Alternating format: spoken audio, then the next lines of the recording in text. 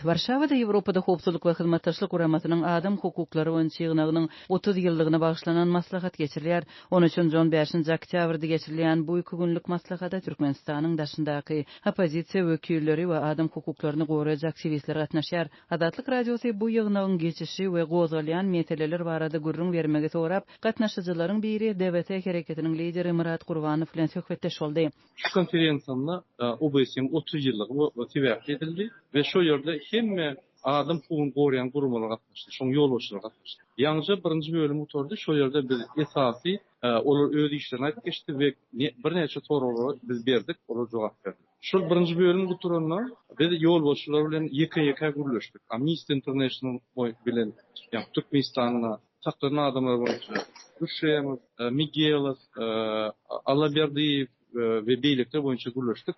Olar bilen ýa-ni informasiýa berdik, kartalar aldyk, ýürüýte daklar diýerdik, olar gönderen göni. Maslahata türkmenlerden ýene kimler gatnaşýar? Bu ýerde men ýek özüm däl, bu ýerde Muhammed Döýjüwa, ýa-ni Kanadadan gelen, Nur Muhammed Anaýew, Türkiýeden gelen, Hajiýew gördüm bu ýerde. Ne şu meseleler bu ýerde söýlegi.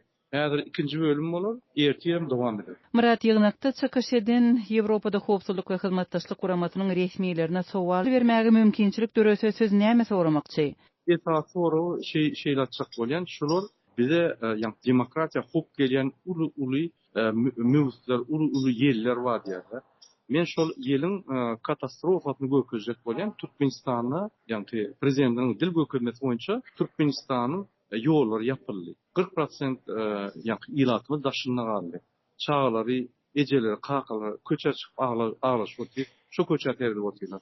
Men şonu sorajak bolýan, şol siziň ýerli missiýaňyz bar, Mark Greger, ýerli diplomatyňyz bar, o beýsem şonuň kömegi bilen hem çözülen okşa meseleler siz çözüp bilmeseňiz başga nähili ýollar bar, şu meselelerini çözmek üçin. Şonu şulardan maslahat hökümine sorajak. Türkmenistanyň resmi topary barmy ýygnakda? Türkmenistanyň delegatsiýasyny biz bu ýerde gözledik.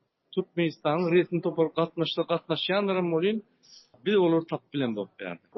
Nimetini spisikde de gördük, ýok, öýler hem ýok, mümkin bardyr, bilemok. ýygynagyň ýolbaşy diýär. Ýene birde biz olary tananjak, gözläp ýok. Tapsak bolýar, ýöne tap bilenmek bilen tapdy. Siz türkmen resmiýetlerinden näme soramak isleýärsiňiz? İlkinji nowatda men bir berjek sözüm bar. Siz hökümetiň ýolbaşy, aradyny wezipelerde işleýärsiniz.